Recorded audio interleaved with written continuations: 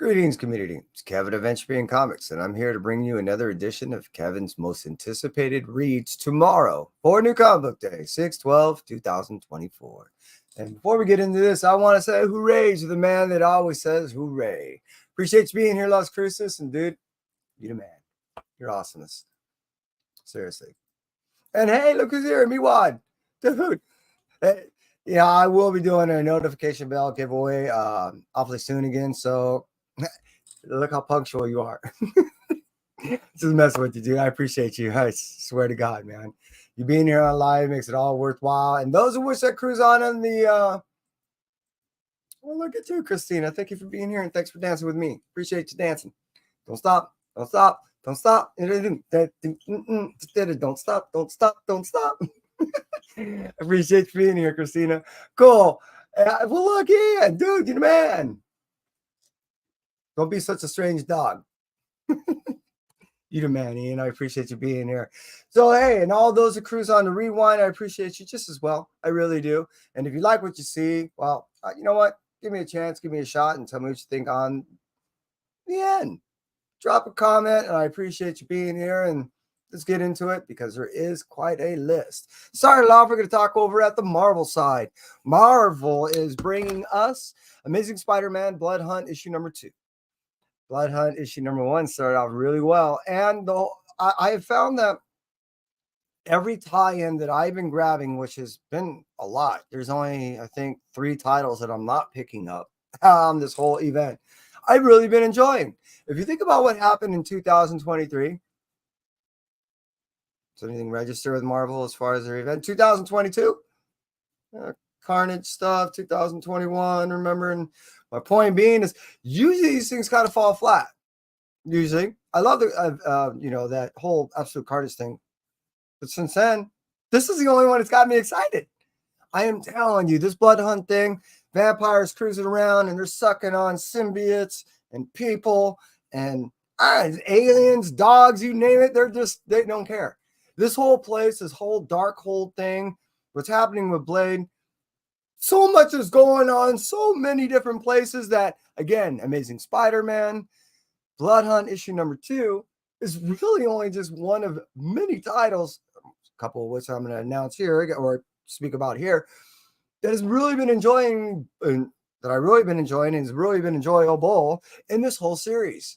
I'm just saying, it's really been fun. And if you're really been normally pulling on these big events, well, if you're already reading Spider-Man, if you're already reading Avengers, if you're already reading Doctor Strange, if you're a fan of Strange Academy, which I'm going to be talking about some of these things, then you're probably already reading this stuff anyways. And more than likely, you're probably thinking it's okay.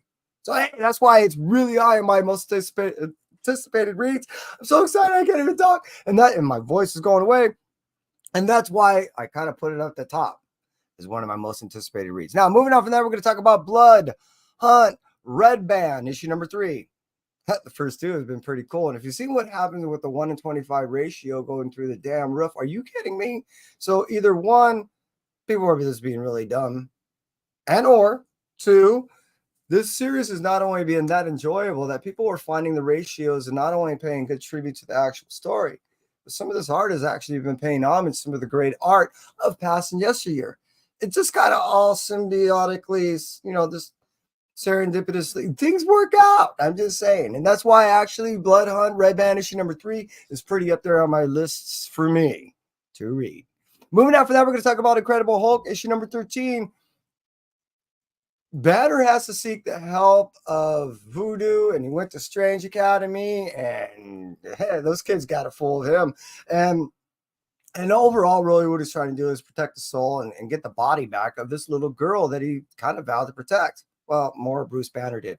But what you're really getting is some hard-hitting action along with some really spooky and really haunting stuff. And now with this little girl's soul trapped within this, it's hitting hard, not only as a heartfelt thing, but you're seeing some pretty hardcore, sick, like magic stuff happening here. And this is stuff I've not seen Hulk have to deal with for 3 or 4 years ago when we were dealing with all that Hulk volume back then.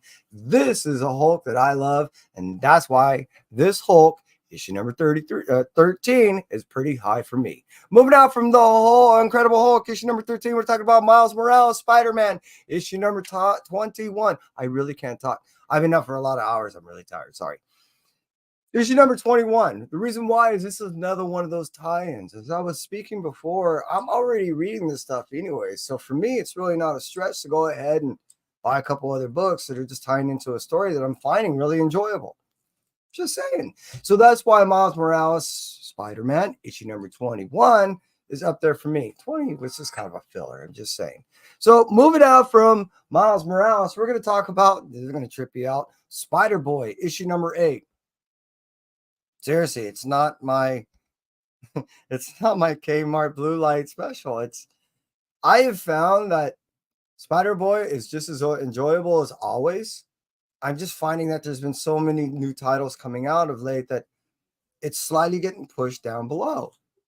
This has been a solid series, and I'm seeing many people that have been talking about it in a negative fashion when it first launched are now reading it on a regular. I've also seen individuals that give out normal reviews, finding it difficult to give this in any negative reviews over the course in which that it's been launched. Why? Out of a lot of the Spider characters that have been out there, Spider-Boy Bailey has been one of the more solid written characters. Not to discredit anybody else writing out there. It's just that there's been a lot of chance for us to go ahead and flesh out this character, be able to grow and attach to this character, and it's just freaking awesome. So Spider-Boy issue number 8, though it's not my blue light special, is near and dear, and I can't wait to get it in my hands and just read it. I'm telling you. But it's not going to be the first. Moving out from Spider-Boy, issue number 8. We're talking about Spider-Man. Get a breath. Shadow of the Green Goblin, issue number 3. The first one was interesting. The second one, I have to admit, I haven't read yet. I'm waiting on my pre-order stuff. I finally got to catch up on my books. I got to read everything that I have only presently, and I'm still 3 weeks behind. But I'm just saying, I'm kind of caught up. So, hey, look, I have yet to read 2, and what I really enjoyed of 1, I'm just dying for 3, if that makes sense. So, moving out from that, we're going to talk about Strange Academy. Here we go again. Blood Hunt, issue number 2. The first one was freaking awesome. The fact that they're dealing with, really what it boils down to is 2 things. 1, it's a tie-in to a story that I've been enjoying. 2 is the fact that we're actually getting Strange Academy stories that we haven't got to see. Now, though they're not written by Scotty, boy, I can't believe how many times I was Ryan Dahl stuff. They are written very well. I've already got a tidbit he jumped into 2. No, I don't have it, but I did get to read a couple of lines from it that was forwarded to me. And it's just so cool to see the Strange Academy stuff. I love all these characters, and I'm liking how they're being integrated into the Marvel Universe, not exclusively to the magic side or the spiritual side or the dark side or the no. You're seeing aspects in which the individuals are coming to them, much like on a fighting side. I mean, some of these characters just straight out want to duke it out. It's so cool with the Hulk. I'm just saying, Strange Academy is awesome, and Strange Academy Blood Hunt issue number 2 is really high up there on that list for me, and I hope for you. Moving out from the Marvel and cruising over to Vault. We're going to do some one-shots here. Or single issues. No, single. Moving on from Marvel, we're going to talk over at Vault. Barbaric, Born in Blood, issue number 2. Issue number 1 was awesome. The cool thing is if you're not familiar with Barbaric, which we're now, 3.5 years deep into some of these stories, this is truly, and you rarely hear me say this, a jumping on point. If you're not familiar with this character and you like Barbaric stories, you can buy Barbaric, Born in Blood, issue number 1, when you go pick up issue number 2 tomorrow, New Comic Book Day, 6/12/2024, and you really won't have any sense of missing anything. It's a true jumping on point. It's so odd to really find someone to be able to have the ability to write something so condensed, so small, so summarized, but so coherent that you can pick it up and feel like you haven't not only missed anything, but you don't seem like it's talking down to you, or the fact that you haven't been reading that insulted in the way that this is not for you. Completely the opposite. And a little synopsis right at the top. It jumps right in, and you're really instantly familiar with characters within the first 2 pages. Truly. So again, Barbaric, it was starting to wane on me, and now it's all new and fresh and lovely again. If you like talking axes, if you like blood, if you like gore, if you just like pure barbaric stupidity, this is a book for you. I know it's one for me. All right, let's move out from the vault place and talk over at Mad Caves, and we're going to talk about Dick Tracy's issue number 2. Issue number 1 was freaking awesome. You know what I really enjoying about this whole thing is the format in which this book is done, and it does give you a feel of yesteryear. And for me, an individual that is old enough to remember listening to radio stuff with my dad and hearing stories being told, this just brings me right back to those nostalgic days. It really does. Dick Tracy is something that I really wasn't that into or remotely interested. The sole purpose of me getting this book is after Free Comic Book Day, and then wanting to go ahead and get into some of the books in which that I was privy to get some of the free comic books too. I found myself seemingly on the regular buying Dick Tracy books. Yeah, we're only issue 2 deep. But I don't think I'm reading it for me anymore. It's kind of almost as if my dad and I are kind of reading this shit together. So I don't know. That's, I guess, why. So it'll let you in a little bit of, inside. I thoroughly enjoyed the first issue. I'm looking forward to the second. But if you kind of understand, I'm looking forward to reading it. The second issue was someone on my shoulder. I'm just saying. So moving out from Mad Caves and Dick Tracy, issue number 2, let's go over the DC.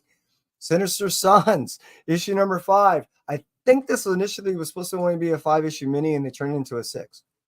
Perfect. Give it a little more legs to stretch it out, because issue 1 was great. Issue 2 was okay.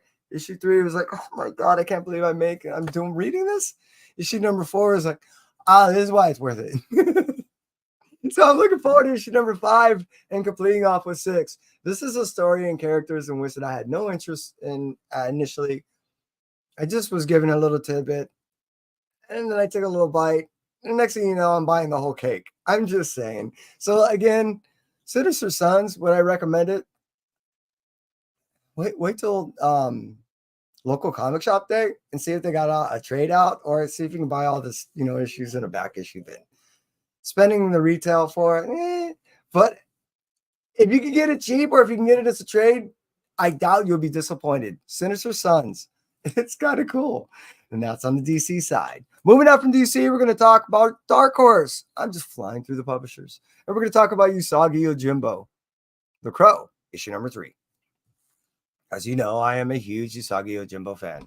And this is really just carrying on and what's been transpiring in the past 2, well, definitely the last story, but almost the last 2 stories. They kind of all link together. Don't want to miss anybody, and I just want to make sure. Joe, bro, how's it go? Did I miss someone else? Mark, yo, bro. What's new with you? I appreciate you being here, K-Pop. As always. Yeah.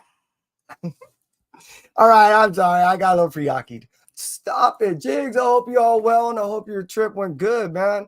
I look forward to talk to you. Talk to you soon. All right. Oh, dude, seriously? Everyone came out. Appreciate everyone coming out in the woodwork. All right, let's get back to them. Seriously. All right, Dark Horse, Usagi Yojimbo, The Crow, issue number 3. Like I said, we're now 3 issues deep of, I believe it's going to, I don't even remember how many. I think this is it. Yeah, I think it's a 3-issue mini. And finally, we're going to go ahead and settle some things. There's people in front. He's being, Usagi and his cousins being chased from behind. We got out of the snow. We finally warmed up. You're damned if you do, you're damned if you don't. And it's a matter of really not only trying to save themselves, but now a whole new town is in jeopardy of just BS here and BS there. And they got and they got to go capture some. And Yukichi, there's a lot going on. His chat, he got captured in the last issue. Spoiler, I'm sorry. But if you're not reading this stuff, you have no clue. If you are interested remotely, man, there is so much Usagi that I recommend that you read. And the beauty about Usagi is it's there's few books or is has few consistencies like the book that Stan Sakai has been doing since day one. I'm just saying. That's probably one of the reasons why Usagi Yojimbo has been a treat for me, is because of how solid it's always been there. It's kind of like a warm bed. It's just ready for you to crawl back in and just hang out. I'm just saying. That's how good Usagi Yojimbo is. So again, Usagi Yojimbo, the Crow, issue number 3, coming out from Dark Horse tomorrow, 6/12/2024. Let's move out from that Usagi and talk about IDW TMNT, Usagi Yojimbo Saturday Morning Adventures, issue number 1. I believe is a one shot. And really, this is another one of those, as I was making mention before, nostalgic stories that basically tell you of kind of like a first meeting of the Saturday morning cartoon stuff of when they met, but on a book thing that's told so many years later. Remind you, we're 40 years deep in this whole TMNT thing. So what we're going to start getting is a lot of crossover stuff, memorabilia stuff, 40th anniversary stuff. All this stuff's going to be happening from now and for the next few months. So I'm just saying, get used to it, understand. And if you haven't already picked up a TMNT book by now, or one with a combo of Usagi Yojimbo, oh my God, do yourself a favor. Seriously. And if you have the luxury, and if you even decide to even have a remote desire to do so, pull up the cartoons. It'll crack you up. It's pretty cool. I'm just saying. So again, IDW TMNT, Usagi Yojimbo, Saturday Morning Adventures, issue number 1, coming out tomorrow. All right, let's move into the Image place. Why? Because the Image universe is where we're going to end it. Just saying. We're going to talk about Geiger, issue number 3. The beauty about the unnamed universe, this whole Ghost Machine place, is that Jeff Johns is doing a beautiful job evolving the story. It isn't set up as much as it's building. It isn't just writing or filler or painting or just, I wouldn't use all those cliche terms as much as I would say the story is ever evolving. It's progressive. And we're eventually going to get to see how Geiger links in with Redcoat, links in with Rook, and then I don't know if you got to see into the books of the back of the books of the future stuff coming out, but there's like another 6 or 7 more titles coming out. This universe is going to get massive, and it just seems to me, as opposed to building, what we're really receiving is this ever evolving, this evolutionary tale that we're getting to, that will eventually culminate to an understanding of how this all turns into one universe that we, in some way, have an understanding of how it's how it's relating to one another in its ever evolving and ever making universe. If that makes sense. Moving on from that, Geiger issue number 3. I know I get out there sometimes. This is one I really have been looking forward to for a long time. Doug Wagner has a unique way of telling some horrific tales and in some interesting ways. One of which was, I guess the first introduction was a book called Plastic. I wasn't privy to this one yet, and I still yet to get my hands on it. Plastic is another one of his horror stories that he tends to speak or have some type of reference point to some type of tangible item. And in this case, the tangibility or the touch or the feel is plastic. Now he's done other books, Plush. I can't even remember the other ones. But they're all touchy things. They're all a matter of tangibly touching and feeling, and they all, oh my God, oh yeah, that's right. There was vinyl, and all these things. Like I said, they're all these psychopath stories. But the cool thing about it is, as opposed to just giving us blood and gore for blood and gore's sake, there's always some form of human aspect that Doug seems to touch on, and he tends to be rather introspective in his storytelling. It seems like he uses this shock nature to go ahead and open you up to be receptive to a lot of other ideas or understandings, or actually just open up your mind well enough due to the shock just sit there and question, why did I find that so offensive, or there are these things actually going on? It's amazing to me, the storytelling that he does, because I really, truly fascinated by some of the storytelling that he does and how it's told. So this was a difficult one for me, not to make my blue light special, but plastic. Death and Dolls, issue number 1 comes out tomorrow, and I highly recommend it. If you're a remote fan whatsoever of suspense, horror, gore, any of that, mystery, oh my God, you're going to do yourself a favor. I'm just saying. But, however, not say but, my blue light special for this week is, oh, look at the blue in that. Transformers, issue number 9. You may have heard me talk about this for 4 months. I knew Transformers issue number 9 was going to be something rather special. I read a little bit months ago on what was to be. And leading up to that, all I can say is this is everything that I hoped this series would be and more. You start having certain expectations of certain writers after a while, and they have to keep exceeding themselves. That's not really fair of us. But the cool thing is that in the case of this, it's kind of working out. So Transformers, whereas I was never really reading that much of it in the past, I was only really watching the cartoons with my brother, is really, really yanking on a lot of strings of nostalgia. And the cool thing is being that this universe is more than just the Transformers, how it's evolved, how it's assimilated so many of these Hasbro things, and these stories that are eventually going to be told, it tickles me. I knew that Transformers 9, in my opinion, was just another launching pad for where this universe is going. And Transformers issue number 9, to me, is more than a Blue Light special. As you well know, like I said, I've been talking about this for months. This is kind of like the Ghost Machine thing, whereas what we're seeing here is another aspect of this universe ever growing and just getting that much more significant to some of us readers. And it's now a staple. And that's why Transformers 9 is my Blue Light special. I'm just saying. And that's it for me. Entropy. Everyone, you stay well. Appreciate you being here.